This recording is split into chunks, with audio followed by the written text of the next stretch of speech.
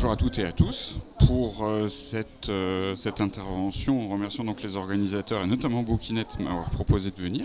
Oui. Et puis merci à toi de participer. Alors, est-ce que tu peux déjà te présenter en 2 mots? Pardon, oui, je m'appelle... est-ce que j'ai préparé la chose? Oui, j'ai préparé la chose. Vous voyez, c'est prévu. Voilà, ça se voit. D'accord. Hein. Voilà. Je m'appelle Thierry Stoer, S-T-O-E-H-R, s'il faut l'épeler.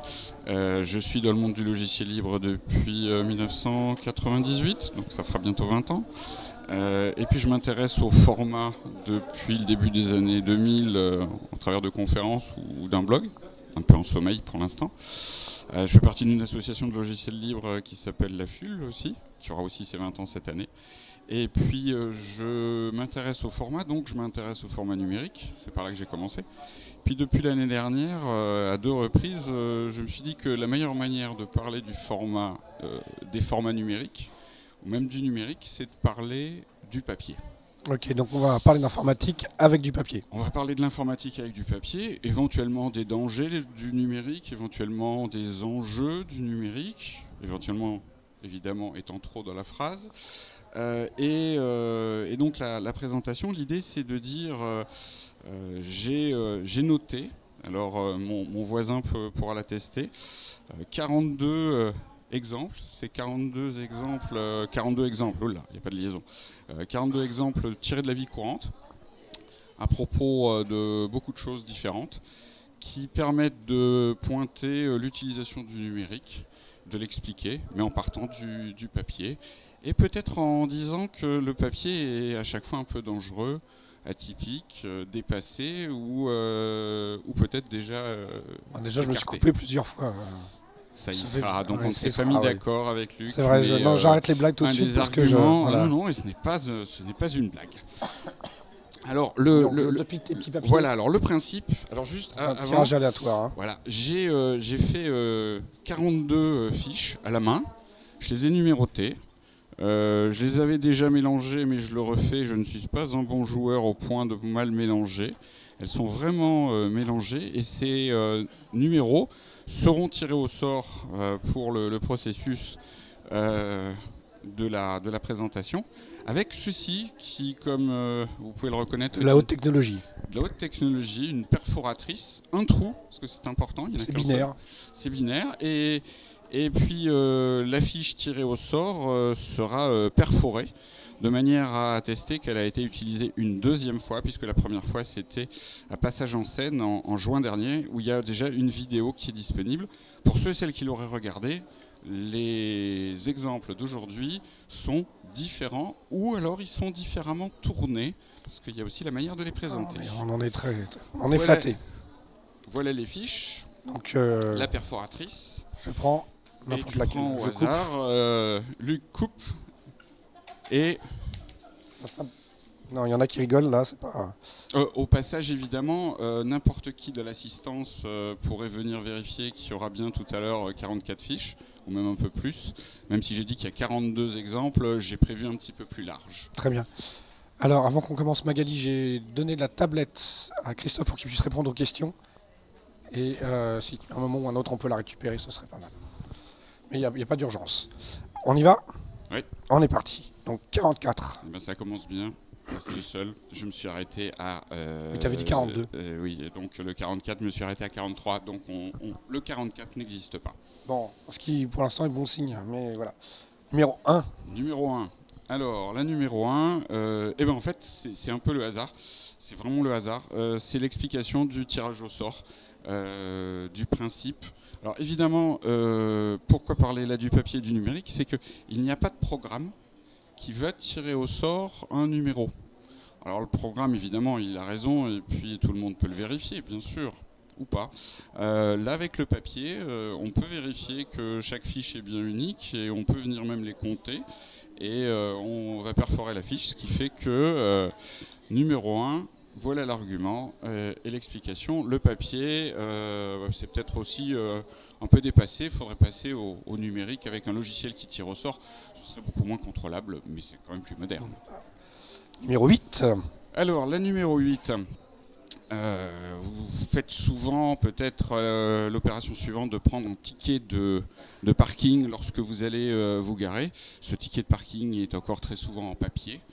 Il est clair que la voiture connectée, qui dirait si elle est connectée et plus efficacement qu'elle est en règle ou pas par rapport au papier qui est peut-être un petit peu la dépasser. Bon, évidemment, la voiture connectée pourrait aussi donner d'autres informations, être localisée, mais ça, c'est peut-être pas important. Absolument pas. Numéro 8, validé. Numéro 12.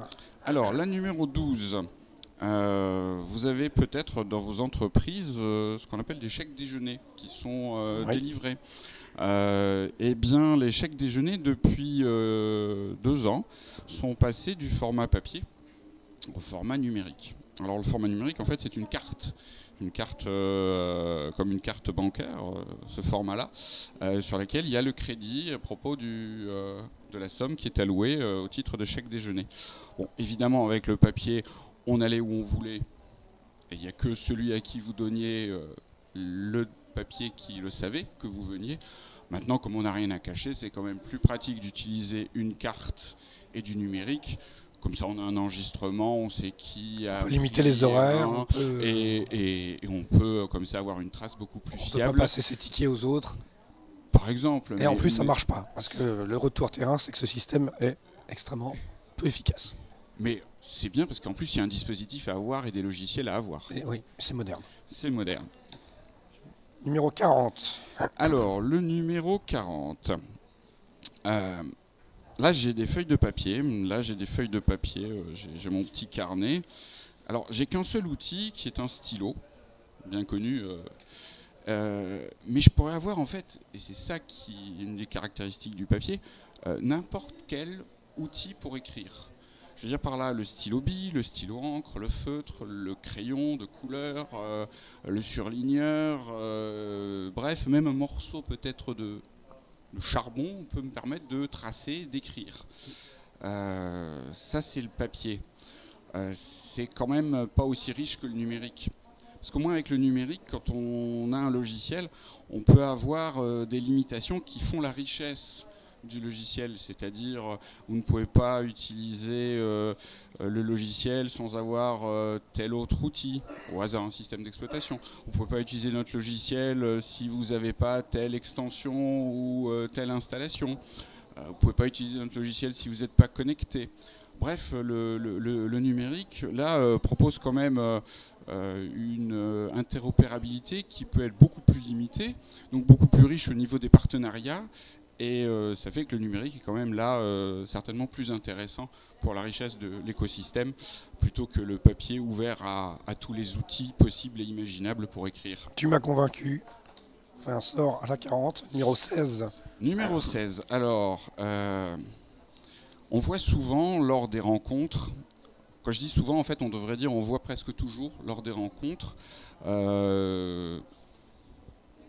que les responsables qui se réunissent ont devant eux des dossiers.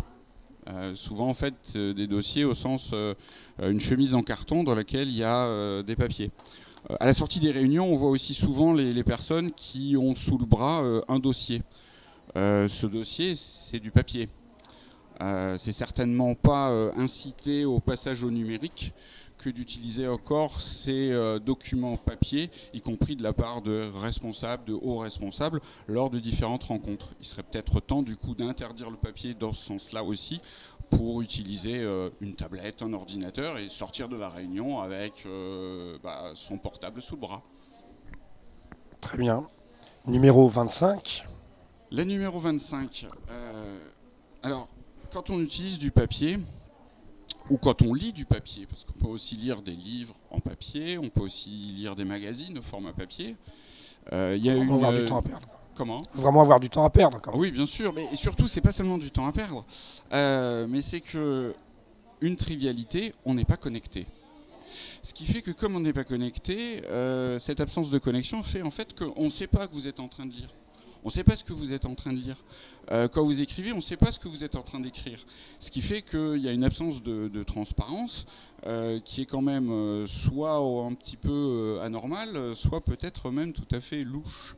Ce qui fait qu'il serait peut-être là aussi logique de limiter, voire d'interdire le papier pour dire on ne doit utiliser que des objets connectés pour avoir une trace de vos activités. Mais pas de droit des lecteurs avec le numérique. Numéro 27. Le numéro 27. Ah bah, il complète un petit peu ce qu'on vient de dire, mais c'est vraiment le hasard. Lorsque vous utilisez un catalogue d'un fournisseur, un catalogue papier bien sûr, lorsque vous utilisez aussi une publicité que vous feuilletez, une publicité papier, là aussi on ne sait pas ce que vous regardez, on ne sait pas combien de temps vous restez sur chacune des pages, et cette absence-là de suivi peut être tout à fait dommageable. Parce qu'il serait quand même bien plus pratique, comme dans le numérique sur le web, d'avoir un suivi et une trace et un enregistrement du temps que vous passez sur les différentes pages, des objets que vous regardez un peu plus attentivement en cliquant sur la photo pour l'agrandir, où heureusement c'est enregistré, ça permet de fournir une expérience utilisateur bien plus riche.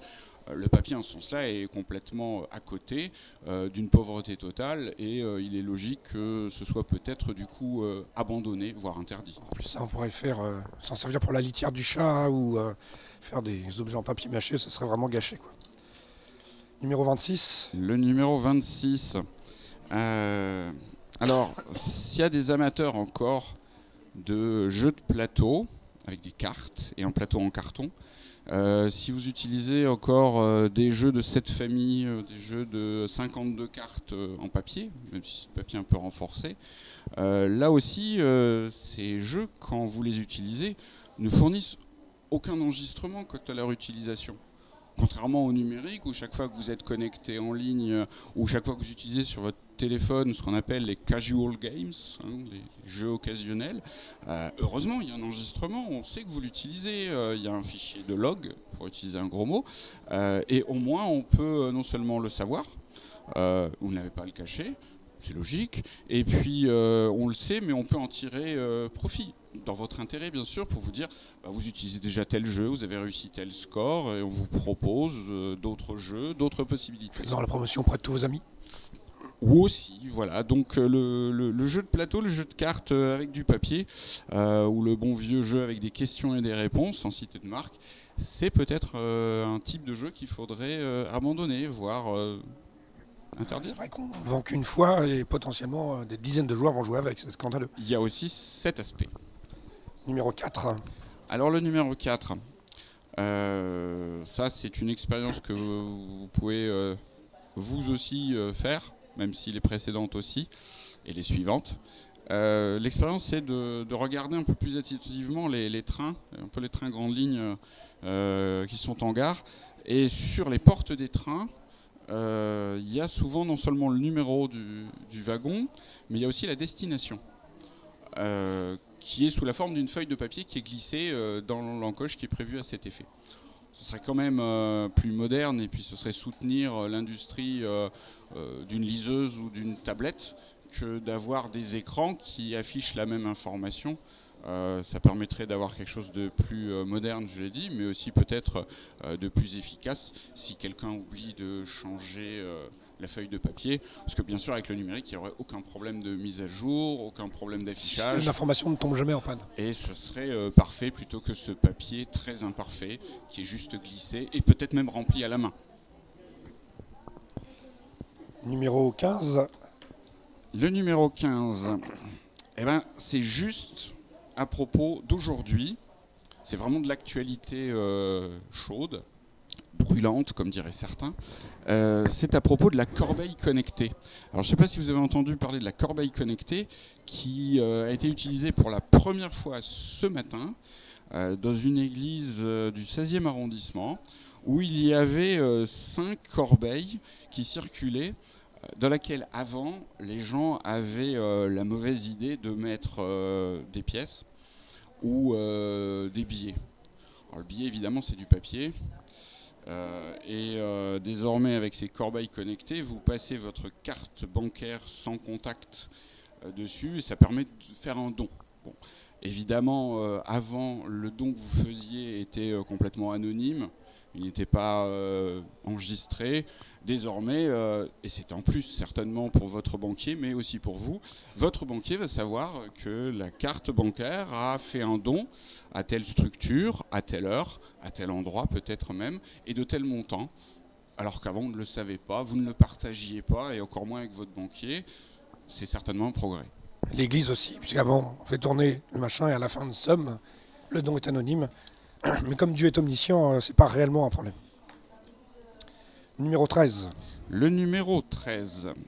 Ah, ça c'est ce qui arrive avec 2 mois ou 3 mois de décalage, votre bulletin de salaire.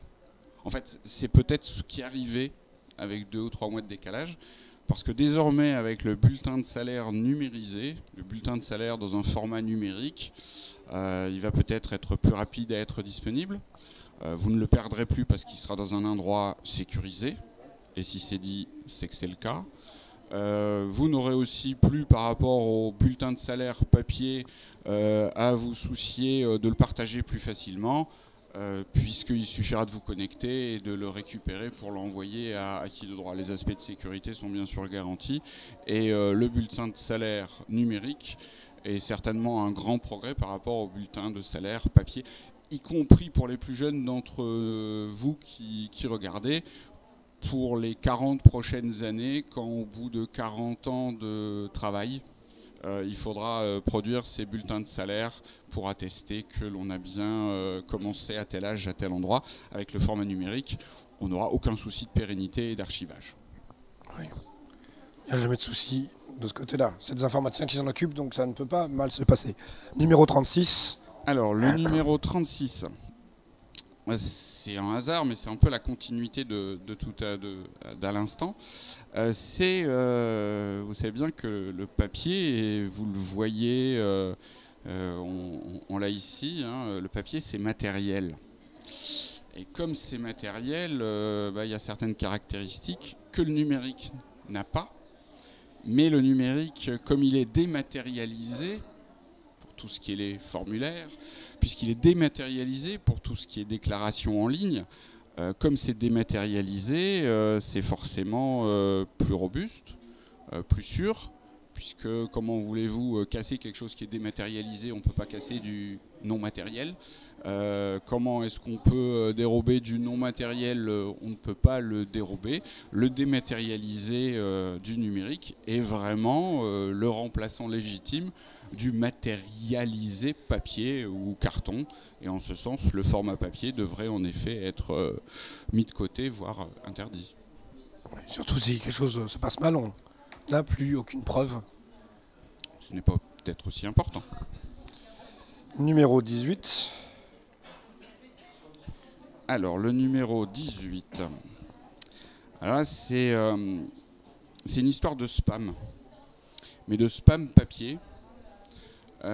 Parce que avec le papier, on a la possibilité d'envoyer du courrier au format papier. Et il se trouve qu'il y a une structure en France, l'Élysée, qui peut recevoir autant de courriers envoyés même sans être affranchis. Ce qui fait que si jamais le service de courrier de l'Élysée se mettait à recevoir peut-être malheureusement trop de papier, trop de courrier envoyé juste en prenant une feuille, en la glissant dans l'enveloppe, en refermant l'enveloppe, mettant l'adresse et en la mettant dans la boîte aux lettres, ça pourrait créer un problème au niveau du service courrier de l'Élysée, ce qui est quand même pas forcément une bonne idée. Si jamais ce courrier comportait un chèque de 2 centimes, le problème se répercuterait également sur le service comptable. On reparlera du chèque au format papier tout à l'heure. Donc oui, on peut faire de l'envoi massif en papier. Heureusement, il n'y a qu'une seule structure en France qui accepte les envois sans affranchissement, pour l'instant. Donc c'était le numéro 18. Numéro 7. Alors, le numéro 7. Vous avez peut-être entendu parler de cette affaire enfin, cette affaire, de ce petit cas particulier très récemment, à propos du ticket de caisse que la caissière, ou le caissier, je ne sais pas si c'est un homme ou une femme, a voulu envoyer à la personne, et à plusieurs reprises, à plusieurs endroits différents, de la même enseigne, en disant est-ce que vous pouvez me donner votre adresse de courrier électronique pour que je vous envoie le ticket de caisse.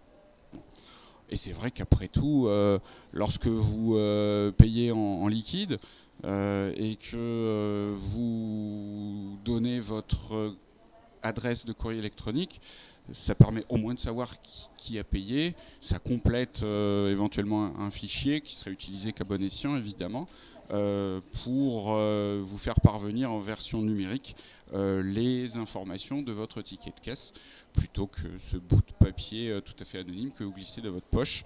Le papier, là, est quand même pas aussi efficace que le courrier avec l'adresse de la personne. Alors on a une question, on gardera les questions pour la fin. On gardera les questions pour la fin, on va continuer, on avance bien, je pense. Numéro 43, je suppose qu'on... Ah, 43, si j'ai un 43, j'ai Alors, dit 42. Tu m'as menti. Ouais, j'ai menti. Okay. Enfin, mais c'est vérifiable. Celle-là n'a pas été poinçonnée. Oui, elle n'était pas utilisée la fois d'avant à Passage en scène. C'est à propos de toutes ces affiches papier que l'on a dans les métros, dans les villes. Alors des affiches, pas des affiches sauvages, hein, bien sûr, des affiches en bonne et due forme. Ces affiches qui ne sont pas avec un écran en papier, donc ces affiches ont quand même une grosse lacune. Il manque la caméra. Parce qu'en fait, les affiches maintenant modernes, ce ne sont plus des affiches, ce sont des fichiers images qui sont projetés sur un grand écran. Et ce grand écran, généralement, est équipé, même si on ne le voit pas, d'une caméra qui permet, entre autres, de voir quelles sont les réactions des personnes qui voient la dite affiche. Donc là, l'idée, ce serait quand même de se dire, on passe au tout écran, on supprime les affiches papier, on les interdit, et les écrans très peu gourmands en énergie permettront de mieux voir quelles sont les réactions des utilisateurs en face de l'affiche qui ne sera plus au format papier. Big Brother is watching you. Absolument pas. Non, mais il est sympa. Numéro 30. Alors, le numéro 30. Alors, le format papier, il se détruit, le format papier. Le format papier se détruit même vraiment. Ce qui fait que c'est quand même embêtant, parce que ça veut dire qu'on peut perdre toute trace. Alors, quand je dis se détruit vraiment, c'est... soit en le déchiquetant en tellement petits morceaux qu'on n'arrive même plus à le reconstituer, soit en le brûlant, et là il est complètement calciné. Donc comme il se détruit vraiment, on peut arriver à faire disparaître des informations, peut-être même des preuves, ce qui fait que c'est quand même gênant. Et le numérique permet de garder beaucoup plus de traces, bien plus longtemps que le papier qui, comme on le sait, n'a pas une durée de vie très importante. Il suffit de voir quelles sont les bibliothèques qui ont des livres très anciens. La numéro 24. Numéro 24. 24. Le papier permet de dessiner. Alors, il y a tout type de papier, il y a tout type de dessin. Et cette semaine, c'est de là que j'ai tiré l'idée, il y a une artiste qui a diffusé ces images de dessin au fusain, qui sont magnifiques. Et tellement magnifiques, en fait, que si on ne dit pas la légende que c'est au fusain, on se trouve devant une photo, quasiment. Enfin, même pas quasiment. On se dit c'est une photo. Or, aujourd'hui, les photos, c'est fait avec des appareils photo numériques. Ce qui veut dire que là, le papier réussit à concurrencer, à égaler avec du fusain et du papier. Donc, le numérique et son haut format de définition, des fois. Ce qui fait que pour quand même une plus grande logique, il serait normal de se dire... ce papier est mis de côté, on reste quand même au tout numérique et à l'appareil photo numérique. C'est beaucoup plus fonctionnel et productif. C'est des heures de boulot pour l'artiste, alors qu'une simple pression d'un bouton marche beaucoup mieux et demande moins d'efforts. Numéro 19. La numéro Non, mais 10. voilà, il faut avoir une pensée efficace, s'il te plaît. Alors, le numéro 19 va nous renvoyer à ce qui s'est passé l'année dernière, ce qui va se passer l'année prochaine, ce qui se passe régulièrement, en tout cas pour la France, pour d'autres pays aussi. Ce sont les élections. Et pour les élections, on va voter. Jusqu'à présent, le vote, en tout cas en France, se déroule dans la quasi-totalité des cas avec du vote papier. Vote papier, ça veut dire un bulletin, je glisse le bulletin, et puis ensuite, tout le monde peut venir vérifier quels sont les bulletins qui ont été mis dans l'urne. Et tout le monde comprend le processus de vote, c'est étrange. Alors oui, on comprend le processus de vote, et on peut vérifier quel est le résultat. Tout un chacun, y compris un enfant de 9-10 ans, peut tout à fait faire le dépouillement, qui est ouvert à tout le monde d'ailleurs. Mais le numérique est quand même beaucoup plus rapide. Le numérique est sûr, en appuyant sur un bouton pour dire que je vote pour un tel et pour un tel, c'est certain que c'est ce qui va se produire. Surtout si on me dit voilà les coulisses du logiciel. Bon, c'est pas le logiciel tel qu'il est en train de s'exécuter, mais on peut me dire voilà les coulisses. Et puis le vote papier, c'est peut-être un petit peu dépassé, parce que ça utilise du papier, ça tue des arbres, et ça implique les gens qui peuvent contrôler. On peut avoir toute confiance dans le numérique et se dire que le vote papier est dépassé et qu'il faut venir et aller vers le numérique. Et il n'y a jamais eu aucun bug majeur sur le vote électronique. Il n'y en a pas. Il n'y en a pas. Il n'y a pas de fonction unique avec juste un bouton pour annuler le dernier vote. Non, il n'y a aucune à la trace, disposition du président de séance. Il n'y a aucune trace de ce qui a été voté. Numéro 9. Alors, vous avez certainement vu dans les magasins, même de bricolage, dans les magasins qui vendent des livres, des librairies, dans des magasins en fait divers et variés, parce que c'est un peu à la mode, donc tout le monde s'en empare. Ce sont ces grands posters à colorier. Donc en fait, on a de superbes images et ça se met sur les murs. Mais c'est assez impressionnant parce que c'est de l'ordre de 3 mètres de long sur 1,50 m de haut pour donner libre cours notamment aux enfants à la créativité et au coloriage. Je ne sais pas si on se rend compte, mais là il y a quand même un problème de concurrence et peut-être même de gêne pour les fabricants d'écrans. Parce que la dimension de ce poster papier est quand même largement plus importante que les écrans actuels, tels qu'ils sont proposés. Et la définition du papier, quand on s'en approche avec l'œil humain, est certainement à la hauteur du 4K dont on peut entendre parler. Ce qui fait que là, le papier peut créer une concurrence en plus à bas coût vis-à-vis du numérique et des grands écrans UHD et autres qui sont quand même plus l'avenir que ces documents papier et ces posters que l'on peut utiliser à loisir.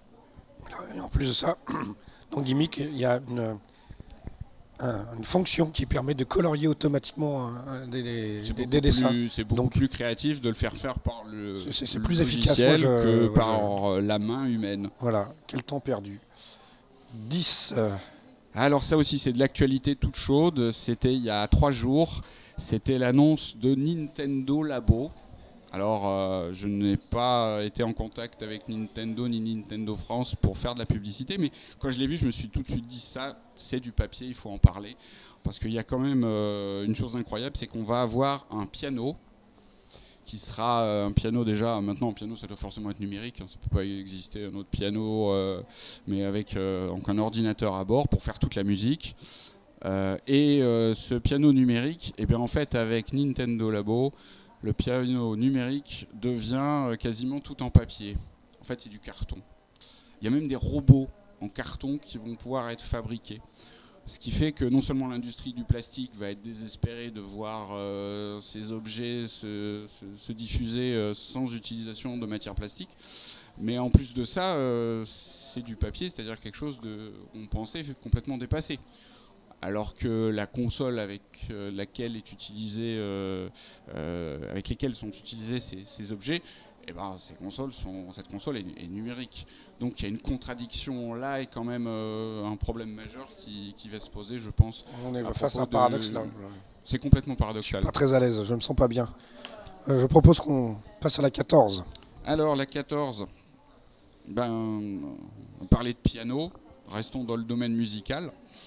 Et vous avez peut-être entendu parler de ce fameux premier concert il y a quelque temps qui n'utilisait que des partitions sous la forme numérique de tablettes qui étaient en face de chacun des membres de l'orchestre. Et donc tout le concert a été joué en utilisant non pas ce format papier un peu ancien, mais la tablette. Dire que tourner les pages d'une partition, c'est toujours compliqué. Alors non seulement c'est compliqué, mais quand même pour être dans l'air du temps et en version moderne, c'est vrai que la tablette permettrait d'avoir quelque chose certainement de plus efficace, y compris pour peut-être quelqu'un qui serait malveillant et qui voudrait afficher des messages sur les tablettes qui n'auraient pas fermé leur accès ou qui n'auraient pas verrouillé leur Wi-Fi.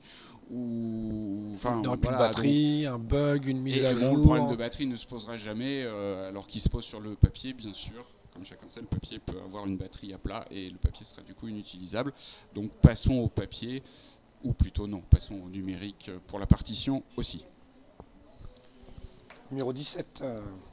Alors le numéro 17, c'est à propos du courrier que vous envoyez. Alors pardon, le courrier au sens courrier papier, évidemment.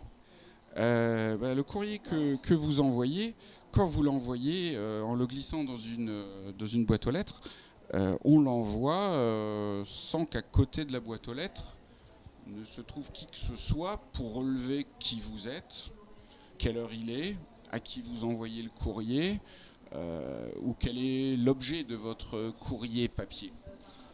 C'est pas très moderne, alors qu'avec le courrier électronique, chaque fois que vous envoyez un courrier électronique, y a un objet, il y a un destinataire, il y a l'heure, il y a le contenu du courrier qui peut être éventuellement vu par votre fournisseur d'accès ou autre, mais ce n'est pas grave. Donc le courrier papier, en ce sens-là, il est peut-être un petit peu dépassé. Et après les cabines téléphoniques qui disparaissent, il serait peut-être temps de faire disparaître les boîtes aux lettres jaunes pour utiliser plutôt du courrier électronique avec trace plutôt que du courrier papier. La numéro 42. Ah, il fallait bien qu'elle arrive. Alors la 42, c'est à propos de toutes ces affiches que vous voyez dans le métro, comme j'en parlais tout à l'heure, mais sur ces affiches, il y a une autre caractéristique, c'est qu'on peut les déchirer, elles peuvent s'abîmer, voire on peut écrire facilement dessus, notamment avec n'importe quel outil, feutre, dont je parlais tout à l'heure. Donc là, quand on a un écran, la garantie de l'affichage est quand même bien plus importante. L'image ne sera pas déchirée, l'image ne sera pas altérée.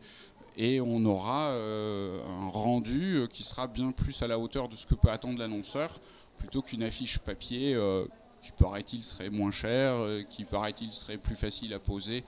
Mais bon, ça, c'est peut-être secondaire. La numéro 20.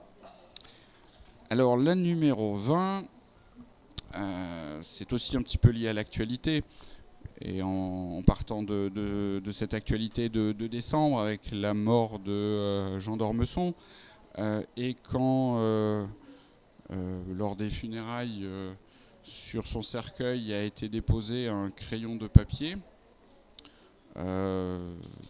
crayon, c'est bien la preuve que l'outil de l'écrivain, mais peut-être un petit peu ancien, c'est ce simple crayon pour annoter, écrire. Et la facilité avec laquelle on peut écrire sur un bout de papier avec un crayon, qui plus est du carbone en fait, pour ce qui est du crayon à papier, eh bien, c'est bien la preuve d'un outil puissant et peut-être trop répandu.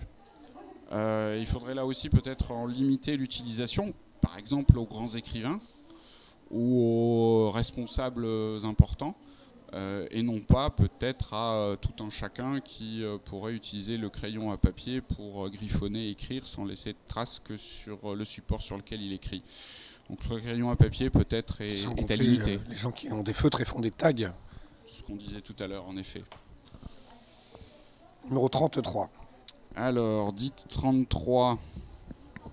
33. Alors, il est certain que tous les responsables politiques importants, tous les chefs d'entreprise importants, toutes les grandes personnalités qui ont traversé l'histoire ont utilisé du papier.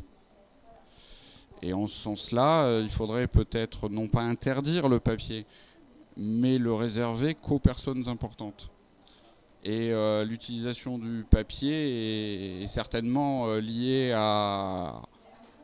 au haut niveau auquel ils ont pu arriver, et inciter cette utilisation, mais que pour des personnes qui seraient à remplir un certain nombre de critères de bonne utilisation avec possible. des dictateurs aussi, quoi. Éventuellement. Alors, une petite pause, parce que dans les questions, on a Kurt qui est à fond. Et donc, il faut que je parle dans mon micro, sinon ça ne marche pas. Qui demande s'il faut aussi interdire les pierres gravées. Je pense qu'on peut le garder pour plus tard. Donc, ce que je trouve assez bien, c'est qu'on lui a fait changer d'avis parce qu'il a quand même fait remarquer qu'il s'était jamais coupé avec une tablette numérique. Pour dire après que finalement, grâce à toi, il a commencé à brûler tous ses livres. Donc, bravo Thierry, on peut continuer, mais on n'est pas encore à la fin et déjà tu as réussi à convaincre Kurt. Bravo à toi Kurt, c'est courageux, tu vois les choses en face. On garde tes vraies questions pour la fin. Numéro 32. 32, c'est le hasard vraiment, mais c'est le pendant du précédent. C'est-à-dire que je disais que le format devrait être réservé, le format papier devrait être réservé qu'à certains. Et la raison pour laquelle on devrait l'interdire pour tous les autres, surtout s'ils sont susceptibles de commettre des actes que l'on qualifie de criminels, et qui sont criminels, eh bien c'est que toutes les personnes qui ont été condamnées, toutes les personnes qui ont commis au travers de l'histoire des méfaits plus que connus, ont certainement utilisé le papier. Voilà, c'est le pendant de la précédente. Et comme tout condamné a forcément utilisé du papier, il y a un lien de cause à effet évident, et donc il s'agit d'interdire pour cette raison aussi le papier. Totalement logique. 31. 31. Alors, quand on parle de papier, c'est assez général. Après, on peut parler de A3, de A2, de A0. Vous connaissez tous le A4, évidemment. Mais nos amis anglo-saxons, c'est le letter. Alors là, c'est les formats de papier. Il y a aussi le format raisin, il y a le in quattro quand on parle de l'imprimerie. Bref, il y a beaucoup, je ne vais pas vous en faire la liste, de noms techniques très compliqués à propos du papier. Il serait peut-être bon, pour éviter de surcharger le vocabulaire de termes techniques qui ne sont pas forcément très utilisés, et puis les termes techniques ne sont pas aussi importants que ça, de ne pas utiliser de papier. Ça évitera d'utiliser les termes techniques pointus liés au papier et de se simplifier le vocabulaire. C'est pas plus mal. Parce qu'il n'y a rien de compliqué dans l'informatique, ça se saurait. 22. Alors, le numéro 22... c'est ce que vous avez tous et toutes déjà rencontré, encore plus ces derniers temps. C'est la question du boulanger ou de la boulangère, avec ou sans contact. Et là, le format papier est complètement à côté. Parce que le format papier de la monnaie, c'est avec contact. Alors qu'on est sans contact pour la carte bancaire maintenant, ou pour d'autres cartes de paiement. On est sans contact avec toutes les technologies sans fil. Donc peut-être faudrait-il, rien qu'à ce titre-là de contact du papier, y compris au moment du paiement, de passer à du sans contact. On va même enlever le papier autour du pain, comme ça. Non. On pourrait. 21. Alors le numéro 21, c'est mon écriture là. C'est votre écriture sur une feuille de papier. Ou sur toute feuille possible et imaginable, qui est que vous écrivez et des fois vous n'arrivez peut-être même pas à vous relire. Premier problème. Ça m'arrive.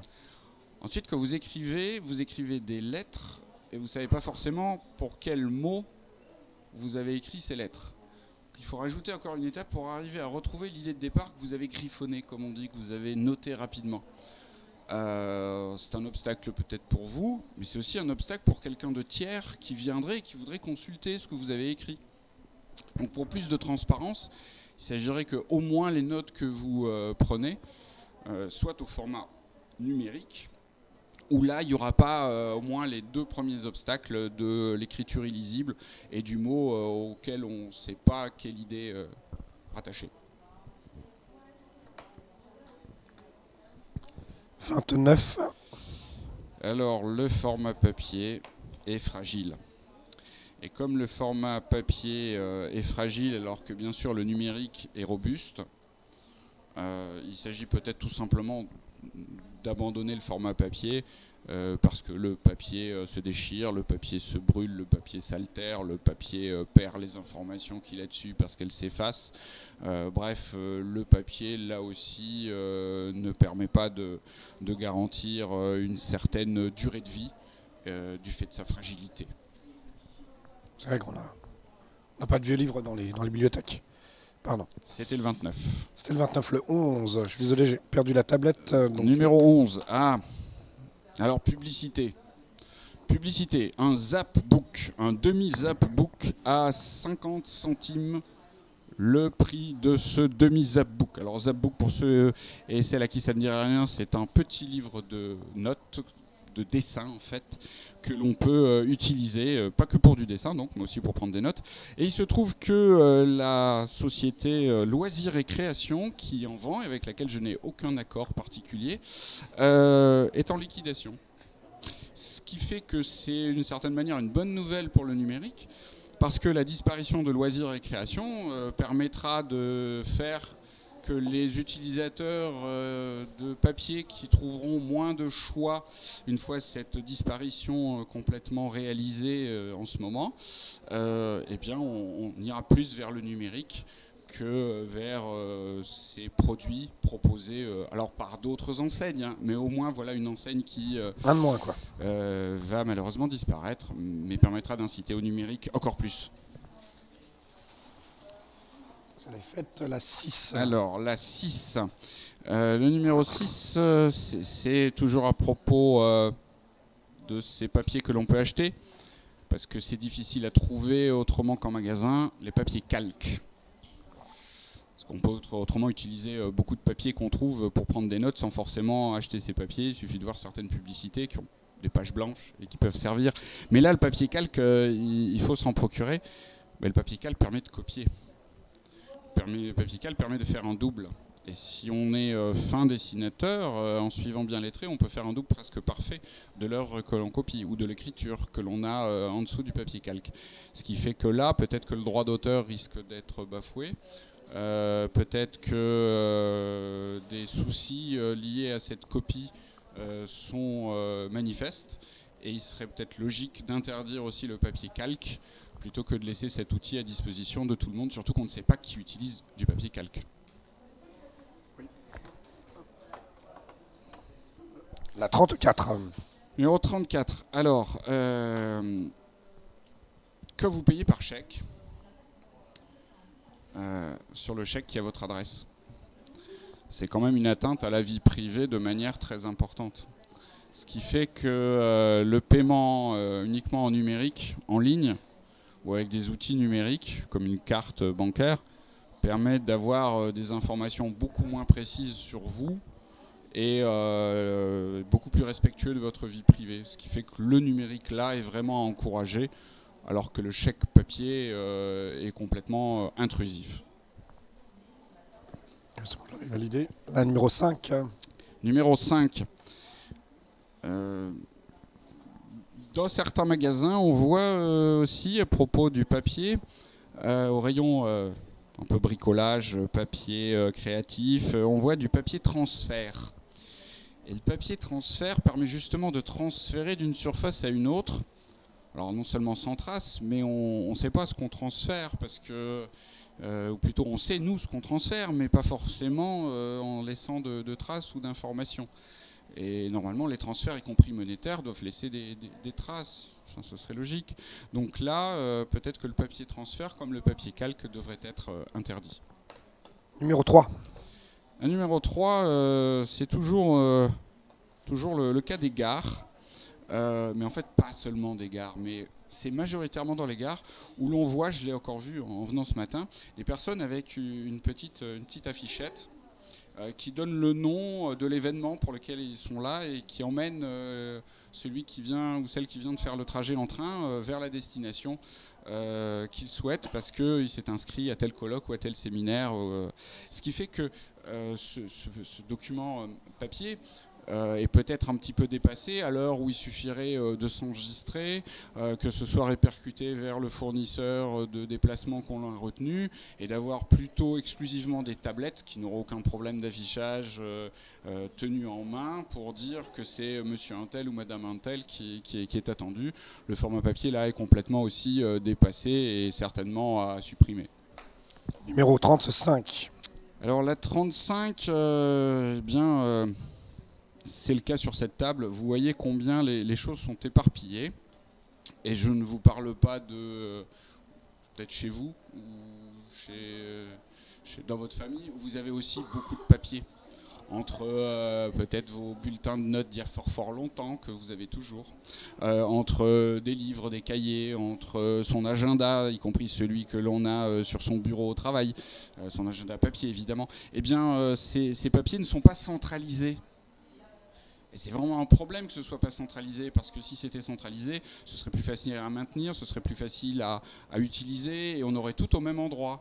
Et tout au même endroit serait à la fois plus sûr et le plus efficace, ce qui fait que le papier et sa structure complètement éclatée au travers de différents supports papier n'est peut-être plus à utiliser et voire à supprimer. Numéro 39. Alors le 39, le papier est discret. Et si le papier est discret, c'est que peut-être vous avez quelque chose à cacher. Parce que quand je dis discret, c'est que comme il n'est pas connecté, on ne sait pas ce que vous écrivez dessus. Et puis comme il est aussi silencieux, on ne peut même pas éventuellement, comme dans les films de science-fiction, mettre un... Enfin, de dis-je, science-fiction. Voilà, on peut pas mettre de mouchard. Pardon, dans la réalité. On peut même pas avoir un micro qui enregistrerait les touches qui sont tapées pour arriver à recréer, parce que chaque touche aurait un son différent, à recréer ce que vous êtes en train de taper. Donc la discrétion du papier incite plutôt à le faire regarder d'un mauvais œil et à le faire être supprimé. C'est vrai que c'est suspect. 28. Numéro 28, ça a été dit. Alors désolé, je vais le reciter, mais le papier blesse, le papier coupe. Et pour le connaître, l'exemple de l'accident, on peut se blesser même l'œil avec du papier, parce qu'au cours d'un faux mouvement complètement improbable, je suis d'accord, mais c'est le principe de tous les faux mouvements, on porte à son œil des feuilles de papier qui peuvent blesser la cornée, et je n'invente pas ce que je dis, ce qui fait que, vu ce danger, comme ça a été cité, on peut difficilement imaginer se blesser la cornée, cas exceptionnel avec du papier, mais on peut difficilement se couper un doigt avec un fichier. Donc utilisons du numérique. Et comme j'aime à le rappeler, à partir d'une certaine vélocité, tout objet est mortel. Numéro 38. Alors, le 38. Le nom de la rose. Je ne sais pas si vous vous rendez compte, mais le papier peut empoisonner. C'est vrai. Ça veut dire qu'il y a un réel danger à l'utilisation du papier, parce que potentiellement, on peut transformer cette simple feuille ou un simple document papier en une arme qui permet d'attaquer. Alors certes, en attendant la personne qui malheureusement l'utiliserait, mais le nom de la rose est bien là pour l'expliquer. Le papier, là, est vraiment aussi un danger. Donc à supprimer. Tout à fait. Et il nous en reste 3, il faut qu'on aille vite, parce qu'on a pas mal de questions et de remarques. On y va. Les 3 derniers. Ouais. 37. Alors la numéro 37, c'est à propos de ces services en ligne qui, à juste titre, services en ligne numériques, proposent de payer votre boulanger, votre petite somme, en s'étant abonné à ce service. Alors il y a différentes sociétés qui se sont lancées dans ce créneau. Et elles ont raison, parce que l'avenir, c'est quand même le paiement en ligne, c'est pas le paiement en contact, et puis en contact papier. Mais ce paiement en ligne permettra certainement d'avancer vers une meilleure traçabilité de vos achats et une transparence plus importante pour vous fournir encore plus d'informations et vous aider dans vos futurs achats. La transparence est important, numéro 23. Ah bah justement, transparence. Alors là, je vais peut-être me fâcher avec beaucoup de parents ou peut-être beaucoup tout simplement de personnes qui, à Noël ou au cours de l'année, offrent des cadeaux. Parce que quand on offre des cadeaux, généralement, pour ne pas dire systématiquement, il y a du papier cadeau. Et le papier cadeau a quand même un principe, c'est qu'il cache. Il cache l'objet. Or, normalement, vous n'avez rien à cacher.